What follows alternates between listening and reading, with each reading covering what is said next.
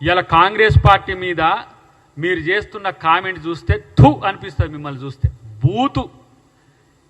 మీరు మళ్ళీ పవిత్రం అని చెప్పుకుంటారు సిగ్గు లజ్జ లేకుండా. కిషన్ రెడ్డి నడిపిస్తుండా సోషల్ మీడియా, మరి ఇంకెవరైనా నడిపిస్తుండో నాకు తెలియదు. అరే యాక్తు అనేంత కోపం వచ్చిందంటే బాగానే బాధపడ్డట్టున్నాడు అద్దంకి దయాకరు. మరి అంతగానం కాంగ్రెస్ పార్టీని ఏమన్నారో ఎటువంటి బూతులు తిట్టిండ్రో బీజేపీ సోషల్ మీడియా నడుపుతున్నోళ్ళు కానీ ఓపిక నశించి కోపం ఎల్లగక్కుతున్నాడు. సరే, సోషల్ మీడియాలో పనిచేసేటోళ్ళకి తెలియదు అనుకుందాం, దాన్ని నడిపేటోళ్ళకైనా తెలవాలే కదా అన్నట్టు మాట్లాడుకుంటా సెంటర్ మంత్రి కిషన్ రెడ్డినో మాట అన్నాడు. చూస్తానికి ఏమో నల్లికుట్టలాగా కనపడతావు కానీ ఇలాంటి భాషనా ఇదా? సిగ్గు లజ్జ ఉందా ఆ భాషతో?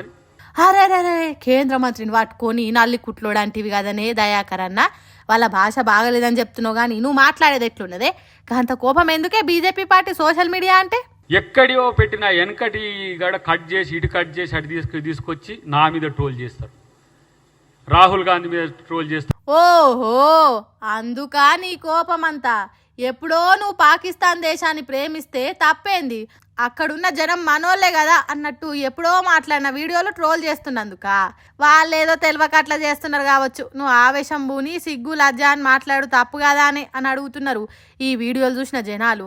మరి బీజేపీ పార్టీ సోషల్ మీడియాను ఎట్లా ఎదుర్కొంటారో ఏమో చూడాలి కాంగ్రెస్ పార్టీ వాళ్ళు.